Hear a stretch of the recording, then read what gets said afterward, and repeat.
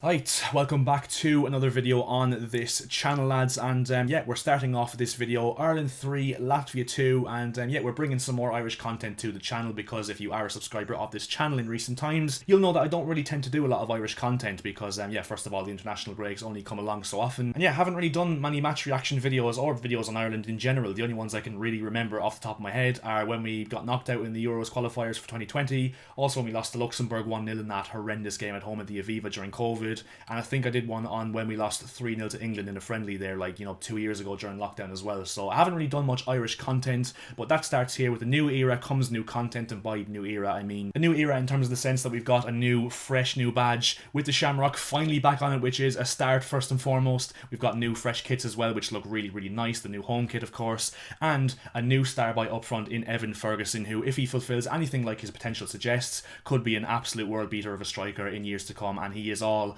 ours. England fans, get the fuck away. You don't understand what it's like for an Irishman, an actual Irishman, not like these frauds in Declan Rice and Jack Grealish who were never Irish in the first place. Don't get it twisted, lads. This is a true Irishman, and a true Irishman will only play for Ireland. So stop with this bullshit that he might just choose England further down the line if he wants to better his career, so to speak, because it's not happening. And yet he marks his first start for the Irish national team with a goal in typical Evan Ferguson style, and overall a really good performance from him, a promising performance, and he could be the man, the key man in this team to, take us to a new level and hopefully be able to carry us over the line in certain matches. And yeah, he showed his quality today, as he has done for Brighton this season. And yeah, overall, you look at it from the perspective of, yes, we only beat Latvia 3-2. They're 133rd ranked in the world, so obviously they don't have a great reputation in the world of international football, but I look at it with some positives, especially given the performance overall. We completely and utterly dominated the game. 69% possession, 18 shots to Latvia's 6, and 6 on target to Latvia's 3, and we created 3 big chances. Latvia didn't create any big chances whatsoever and scored 2 goals from it.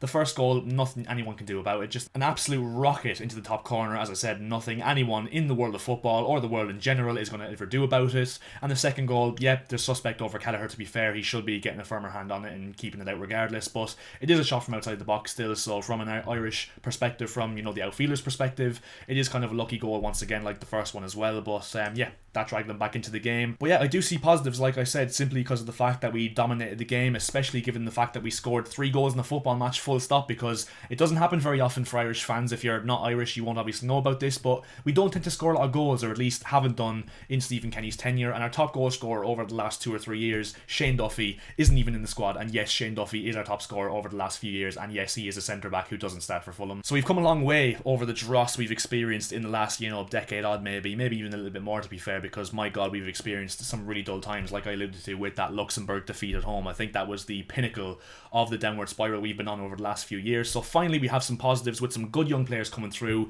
like your Evan Fergusons, Will Smallbone, who I'll get onto in a minute, who I think had a really good game today. Obviously got man of the match in his first cap, and yeah, got the assist for the first goal as well. So a lot of promising signs from Will Smallbone in the midfield. Andrew Omabamidele as well at centre back, Nathan Collins and Darragh O'Shea as well. 3 very good promising young centre backs who not only are very good defensively but offer you a lot of capabilities in possession as well. We've obviously got 2 quality goalkeepers for this level as well. Gavin Bazunu, who I am surprised didn't start today over Caoimhín Kelleher, and don't get me wrong, I think Caoimhín Kelleher is a really good goalkeeper, and I think he definitely is good enough to, get a move from Liverpool to another Premier League club in the summer and start for another Premier League club for the years going forward. But I'm kind of surprised that Bazunu didn't start, like I said, not just because Kelleher made the error, but I just think Bazunu, with the fact that he's playing first team football at Southampton, and yes, he hasn't been, world class by any means for Southampton this season, but has kind of, been going about his business in the last few weeks especially, and hasn't let Ireland down whatsoever whenever he's played for Ireland, and to be fair, has shown probably his best performances in his career so far for the Irish national team. And look, maybe it's a case where Caoimhín Kelleher just, gets a run out in this friendly, and then Bazunu comes back into the team against France, remains to be seen, but I'm a firm believer in the fact that we should have played our best team today, or at least the majority of the team that's going to play against France, just for, the sake of building relationships in this team and, building familiarity with this Stephen Kenny system that we are going to go into the game against France with on Monday. But nevertheless, I won't complain whatsoever in hindsight, because Kelleher is, as I said, a very good goalkeeper, despite the fact he wasn't obviously the best today for that second goal, especially given the fact as well that Josh Cullen didn't play today, which I was kind of surprised about, to be fair, because I think Josh Cullen is going to be a really important player in this Irish team, especially in that 6th role for Ireland, to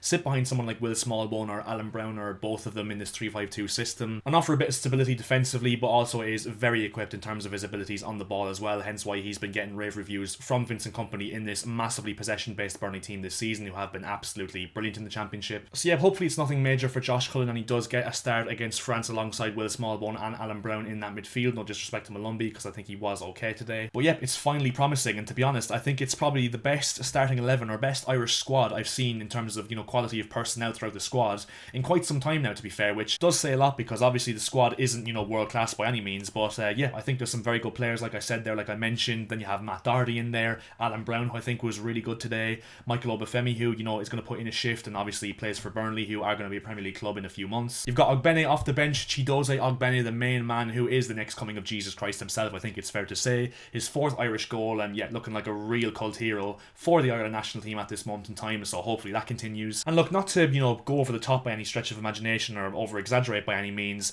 Mikey Johnston, from what I've seen of him today, I have come to the conclusion that he is the second coming of Cristiano Ronaldo in his prime. Yeah, he's just absolutely brilliant, Mikey Johnston, and really was so close to having the dream debut with an absolutely brilliant piece of skill, which was marginally blocked by the defender, and did get the assist with a good run for Ogbene's goal as well. So yeah, promising signs from Mikey Johnston on his first cap for Ireland, and yeah, hopefully we get more of that now in the future from him. Obviously he could be completely horrendous from now on, but I think tonight off the bench he added a lot of threat in this Irish attack, and yeah, looked very bright. And yeah, like I said, we have to talk about Will Smallbone. What an absolutely brilliant performance from him. He was man of the match, and deservedly so, just in terms of the fact that his profile I think is exactly what we needed in this Irish team, especially playing a 3-5-2 where you need 2 midfielders in a 3-5-2 system, ideally with 3 central midfielders who are able to not only drive from midfield and be able to pass the ball and be assured in possession, but also be able to work his socks off, which is exactly what Will Smallbone and Alan Brown did as well, in fairness to him. Like I said, I think they were both really good, but Will Smallbone did stand out, and yet was absolutely brilliant in terms of his composure on the ball, his effectiveness on the ball, and what he did off the ball as well. And yeah, definitely has to be one of the first names on the team sheet for the team that you're picking against France on Monday night as well. So, and yeah, hopefully now he delivers more performances for Ireland in the future, having found his feet on loan at Stoke this season in the Championship, where he is playing really well. And look, another bright thing as well is the fact that we did,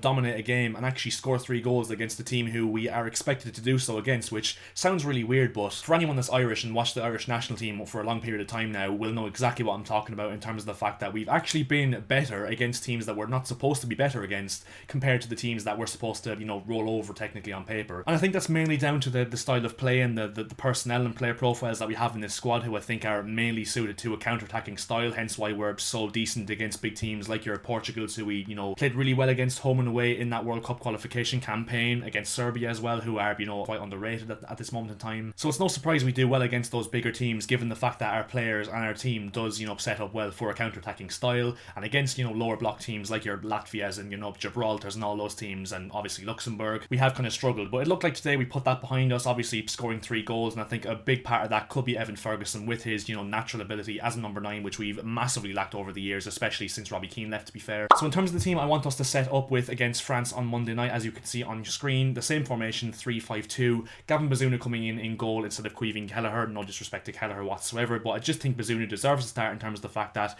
he's never let Ireland down and is playing first team football with Southampton this season, which is something that Kelleher can't say. Back 3 the exact same, Amabam Videle on the right, Dara O'Shea on the left, and Nathan Collins in the middle. James McLean I think should be going in at left wing back. He's having a really good season at Wigan this season, but I wouldn't be surprised or angry to see Callum O'Dowda starting after his performance tonight, which I think was quite solid, especially with his goal. I want to see Matt Doherty on the right like we saw tonight. I want to see a 3-man midfield of Josh Cullen, Will Smallbone and Alan Brown, and I want to see either Evan Ferguson up front with Chidozie Ogbene or Michael Obafemi. It doesn't really matter who goes up front with Evan Ferguson, because Evan Ferguson is world class and he will carry whoever's alongside him. But yeah, that's the team I want to see against France on Monday. So yeah, hopefully it could be a new generation, a new era for Ireland, especially with all these young players coming through, and I think Evan Ferguson could really be the spearhead of this new Irish era. And yeah, hopefully we can just ensue limbs at the Aviva on Monday night against France and get our World Cup qualification, or Euros qualification, campaign off to an absolute flyer. It would be an absolutely massive statement and confidence booster if we could even get a point against France, but a win would just